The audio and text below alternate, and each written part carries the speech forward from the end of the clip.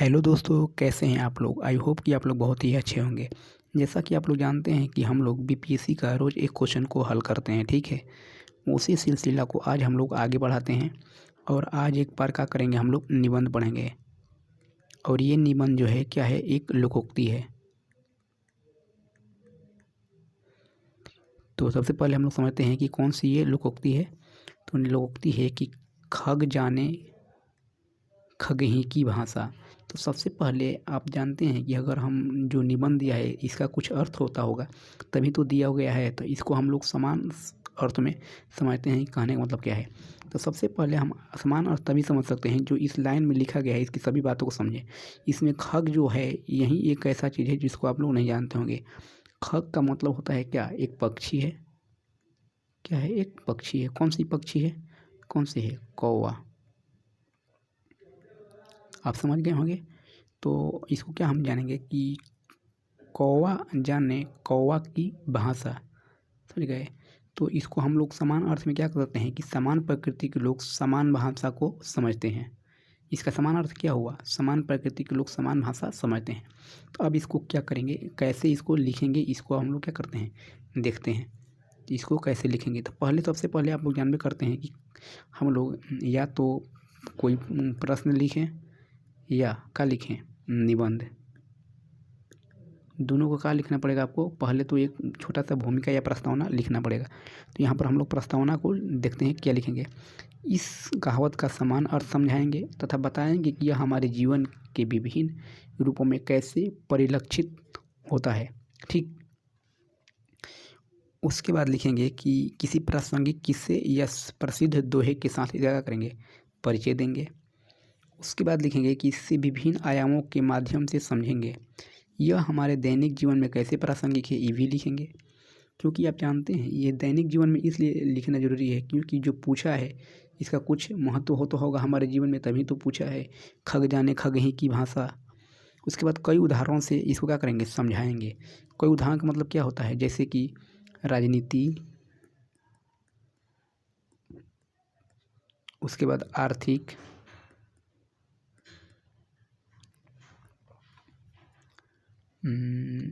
सांस्कृतिक हो सकता है, फिर से कुछ कहानी, इस सब को क्या करेंगे, लिखेंगे। उसके बाद यहाँ पर है कि ये जो पूछा गया है इसके प्रचलित होने की कहानी, पीछे कुछ दर्शन होगा तथा इससे जुड़ी कुछ क्या होगा, चुनौतियाँ होगी, उसको हम लोग क्या करेंगे, लिखेंगे। कई प्रासंगिक उदाहरण के साथ इसमें आलोचनात्मक विश्लेषण को क्या करेंगे, जोड़ेंगे। कुछ भविष्योन्मुखी सुझाव के साथ सकारात्मक नोट करते हुए इसका क्या करेंगे, हम लोग निष्कर्ष लिखेंगे। तो इतना चीज़ लिखेंगे तब जाके आपको क्या होगा, 800 शब्द पूरेगा और आपका निबंध एक बेहतर निबंध हो पाएगा।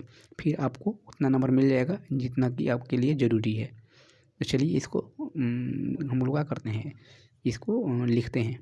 तो इस जो दिया गया है उसका पहले समान अर्थ क्या है, तो ये है समान प्रकृति के लोग समान भाषा को क्या करते हैं, समझते हैं, जो कि हम पहले ही बता चुके हैं। अब यहाँ से प्रस्तावना से शुरू करते हैं। जैसे कि आप लोग जानते हैं कि कोई भी निबंध या कहानी को कैसे लिखेंगे हम लोग, तो इसको एक छोटी सी एक कहानी या कविता से क्या करेंगे, पहले शुरू करेंगे।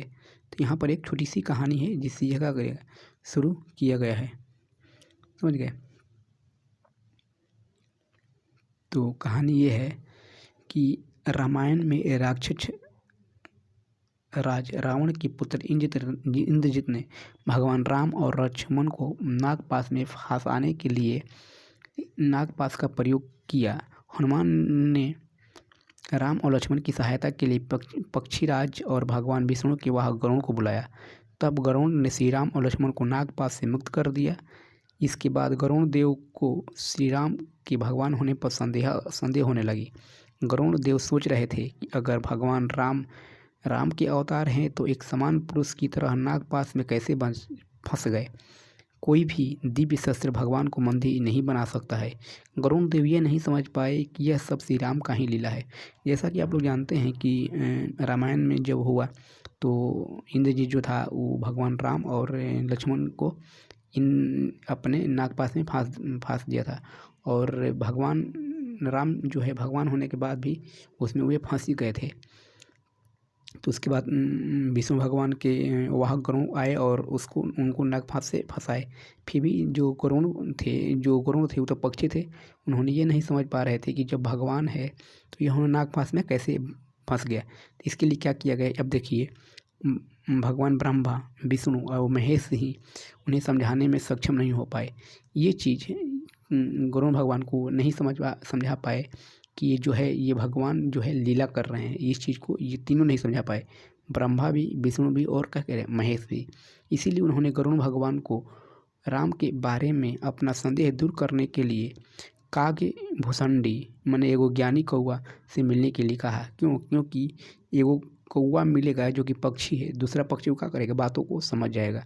तो आप इस कहानी से आप ये समझ सकते हैं कि समान प्रकृति के लोग समान भाषा को समझ सकते हैं। क्योंकि देखिए ना ब्रह्मा समझा पाए, ना विष्णु जी, ना महेश जी। उन्होंने बोले कि क्या करें कि काग भूसंडी से मिलिए, जो कि वो आपको समझाएगा कि भगवान राम लीला कर रहे हैं। तो उसके बाद ये हम लोग का हुआ एक भूमिका छोटा सा कहानी से शुरू कर दिए। अब इसको क्या करेंगे, हम अपने जीवन में जो इसका है उसके लिखेंगे। जैसे कि प्राचीन काल में, फिर से इतिहास जो है उसके बारे में, फिर हम लोग थोड़ा सा राजनीति में, आर्थिक में इसको लिखते चलेंगे। अब आइए प्राचीन काल में समझते हैं। हमारे प्राचीन ग्रंथ की यह घटना बहुत ही प्रासंगिक है और इसका उपयोग प्रसिद्ध कहावत खग जाने खगही की भाषा को समझाने और व्याख्या करने के लिए किया जा सकता है। अब यह मानव सभ्यता के हर क्षेत्र के विभिन्न उदाहरणों से क्या करेंगे, हम लोग इसको समझते हैं। पहला बात यह है कि भारतीय समाज बहुत लंबे समय से जिन मुख्य चुनौतियों का सामना करता रहा है उनमें से एक है जाति आधारित भेदभाव और अस्पृश्यता। इसकी व्यापकता और सीमा को डॉक्टर अम्बेडकर ने कई उदाहरणों से समझा जा सकता है। जो उच्च शिक्षित थे लेकिन फिर भी उन्हें कोई भी मौके पर और अवसरों पर सेवाओं से वंचित रखा गया। अम्बेडकर ने खुद अपनी निर्धारित स्थिति यानी कि जाति व्यवस्था के आधार पर गंभीर भेदभाव का सामना किया। इसलिए यह समझ सकते हैं कि उस समुदाय के अन्य या उससे भी अधिक दलित वर्ग लोग किस प्रकार से अपनी जीवन व्यतीत कर रहे होंगे। और इस प्रकार यह वाक्यांश खग जाने खगही की भाषा को दर्शाता है। देखिए जैसे कि जो अम्बेडकर जी थे, जैसे कि आप लोग जानते हैं कि वह एक दलित वर्ग में पैदा हुए थे। उतने पढ़ने के बाद भी माना जाता है कि उनके पास 22 डिग्रियाँ थी। उनके पास कितनी थी, 22 डिग्रियाँ थी। फिर भी उनको कई अवसरों पर निम्न जाति में जन्म लेने के कारण भेदभाव किया जाता था। तो ये समझते थे कि जब हमसे इतना भेदभाव किया जाता है तो जो हमसे नीचे वाली दलित समाज है उनसे कितने भेदभाव किया जाता होगा। इसीलिए ये देखकर उन्होंने क्या लिखे, अस्पृश्यता को अंत किए, जो कि ये आर्टिकल कितना है हम लोगों का, 17। यही कहा जाता है कि जो उस समाज में रह रहा है वही जानता है उस समाज के लोगों से कितना भेदभाव किया जाता है। तो अम्बेडकर नहीं, दलित समाज के जो हो रहा है व्यवहार वो समझ सकते हैं। उसके बाद दूसरा घटना पर बताते हैं। फ्रांस के इतिहास की एक बहुत बड़ी प्रासंगिक और व्यंग्यात्मक घटना याद आती है। 1789 में रोटी की भारी कमी के कारण पूरे देश में किसान भूख हड़ताल से मर रहे थे। जब फ्रांस की रानी मैरी एंटोनेट को इस गंभीर स्थिति के बारे में बताया गया तो उन्होंने जवाब दिया कि अगर रोटी उपलब्ध नहीं हो तो उन्हें केक खाने दो। अब सोचिए कि कितना गंदा ये मतलब एक तरह से वाक्यांश है कि रानी को पता ही नहीं चल रहा है कि अगर कोई किसान रोटी से मर रहा है तो उसको केक कैसे मिलेगा। जो कि इसका बेखबर रवैया इस तथ्य का प्रतीक है कि किसी की भावना को समझने के लिए लोगों की सम्मान, अनुभव और दृष्टिकोण समझने की आवश्यकता है। मतलब कि वो समझ ही नहीं पा रही है कि उन लोगों को रियल में स्थिति क्या है। वो कह रही है कि रोटी नहीं है तो केक खा के क्या करो, गुजारा करो। क्योंकि यह सही कहा गया है कि केवल एक पक्षी ही दूसरे पक्षी की भाषा को क्या कर समझ सकता है। बताइए कि उस स्थिति को समझ ही नहीं पा रही है रानी, तो क्या ही कहा जाए उसके बारे में। तो इसीलिए कहा गया है कि पहला पक्षी ही दूसरे पक्षी की बातों को समझ सकता है। उसके बाद कुछ हम अपने संस्कृतियों को लेकर देखेंगे।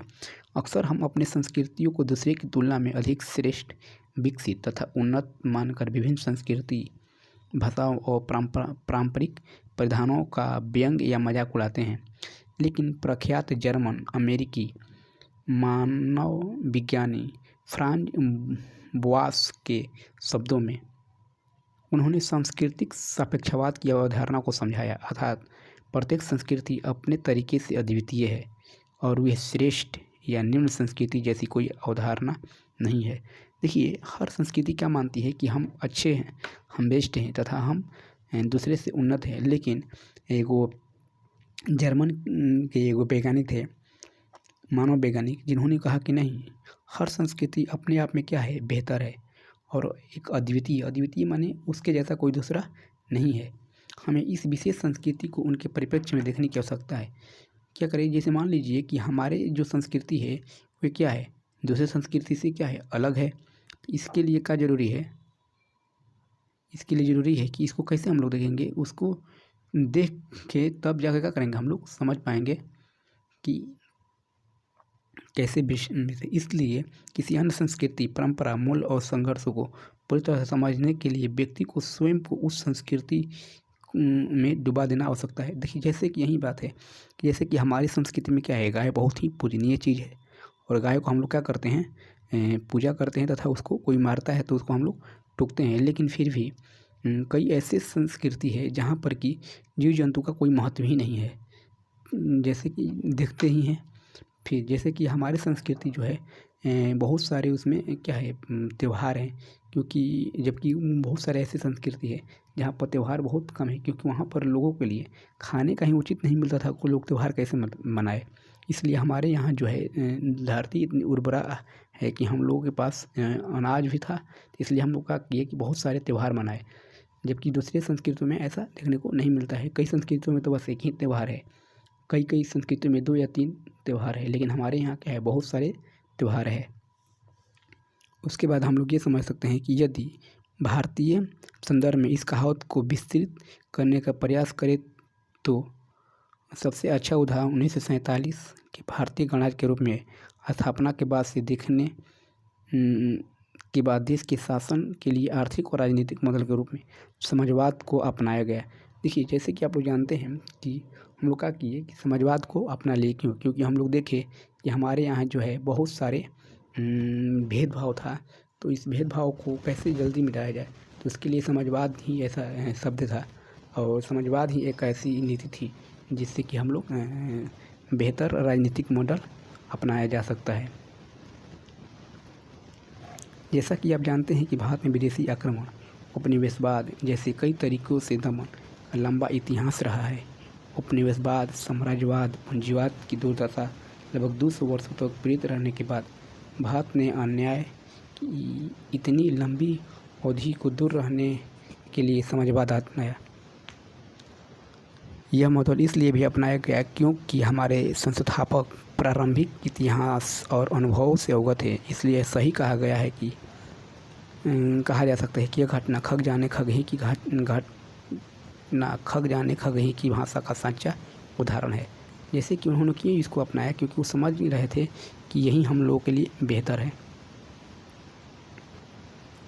उसके बाद है कि यह कहावत के पर्यावरणीय पहलू को जलवायु परिवर्तन के खतरे के माध्यम से भी आसानी से अनुभव किया जा सकता है, जिसे में वानुअतु और तुवालू जैसे छोटे द्वीप अस्तित्व के संकट का सामना कर रहे हैं। हालांकि अन्य विकसित देश और अन्य संस्थाएं उन्हें उससे निपटने में मदद कर रही है, लेकिन फिर भी हम वास्तव में अनुभव, पीड़ा और भावनाओं से संबंध नहीं हो सकते हैं। जैसे कि आप जानते हैं कि जलवायु परिवर्तन के कारण बहुत सारे छोटे छोटे द्वीप है तो क्या करें, पिघल रही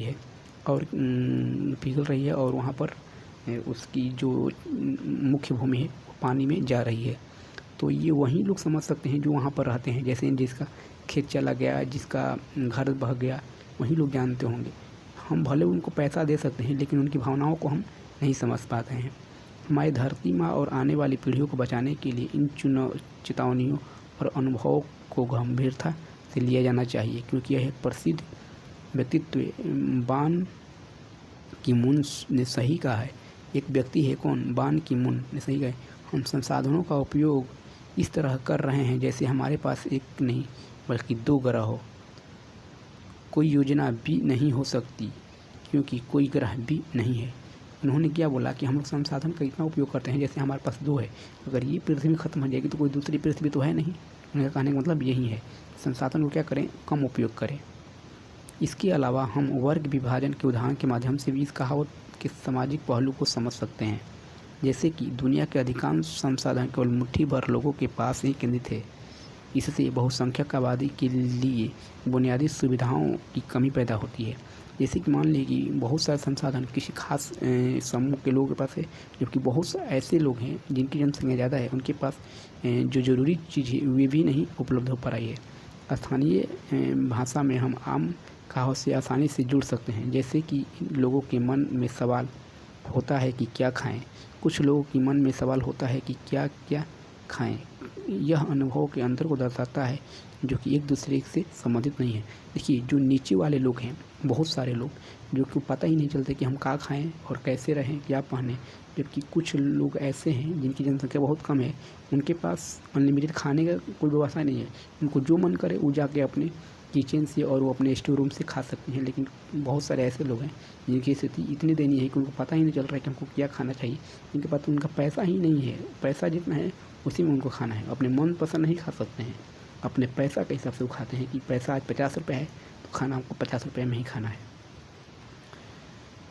अमीर लोग गरीबों की दुर्दशा को तब तक नहीं समझ सकते जब तक वे गरीबी के प्रति सहानुभूति को नहीं रखते। इसका एक उदाहरण Franklin D Roosevelt new D policy 1935 है, जिसमें श्रमिकों की सामाजिक सुरक्षा पर जोर दिया गया, जो श्रमिक वर्ग द्वारा सामना किए जाने वाले संघर्षों की समझ को दर्शाता है। दी गई कहावत के महत्वपूर्ण पहलुओं में से एक जो 2016 में भारत की सर्जिकल स्ट्राइक के उदाहरण के माध्यम से समझा जा सकता है। पाकिस्तान समर्थित आतंकवाद ने उरी में भारतीय सेना के शिविर पर हमला किया, जिससे कई सैनिक मारे गए। इस क्रूर हमले का बदला लेने के लिए भारतीय रक्षा बलों ने बड़े पैमाने पर आतंकवादियों को खत्म करने और सुरक्षा बलों और साथी देशवासियों का मनोबल ऊंचा रखने के लिए सीमा पार सर्जिकल स्ट्राइक की और यह भारत की संप्रभुता सुरक्षा पर बुरी नज़र रखने वालों के लिए उन्हीं की भाषा में सबक सिखाने के लिए नई दिल्ली की महत्वपूर्ण और सक्रिय दृष्टिकोण है। और यह कहावत खग जाने खगी की भाषा से क्या होती है, मिल जाती है। जैसे कि बार बार ही क्या करते हैं, पाकिस्तान जो आतंकवादी है आते थे तो उन्होंने उसी घर में घुस उसको मार दिया गया, तो क्या करे, उससे वो शांत बैठ गए। और ये जो मुहावरा है उस पर ये जो किए गए कृत्य है उस पर सटीक बना रहता है कि इस खग जाने खगही की भाषा है, जो उस भाषा में बात करता है हमको उसी भाषा में जवाब देंगे। इस वाक्यांश का नैतिक निहितार्थ भी जुड़ा हुआ है, जैसे सहानुभूति, समानता, समावेशिता और नैतिक जिम्मेदारी के मूल्यों के इर्द गिर्द घूमता है। यह एक व्यक्ति और समाज के नैतिक कर्तव्य पर जोर देता है, वे दूसरे के अनुभव को पहचाने और उनका सम्मान करें, भले ही वे बहुत अलग हो। विभिन्न पहलुओं, आयामों, उदाहरणों के माध्यम से जांच करने के बाद हम निष्कर्ष के रूप में कह सकते हैं कि यह बहुत ही स्थापित तथ्य है कि कोई भी समान प्राणी अपने विचार, चिंतन और अनुभव को आदान प्रदान कर सकता है, जो प्रसिद्ध कहावत खग जाने खगही की भाषा को प्रभावी ढंग से सिद्ध करता है। तो ये अंत में क्या करेंगे, हम लोग थोड़ा सा निष्कर्ष लिखेंगे। तो हम उम्मीद करते हैं कि चीज़ें आपको समझ में आई होगी और आप इसको क्या करेंगे, बेहतर से लिखेंगे और बढ़िया नंबर उठा के सफल होंगे। चलिए मिलते हैं फिर हम लोग नेक्स्ट क्लास में, तब तक के लिए धन्यवाद।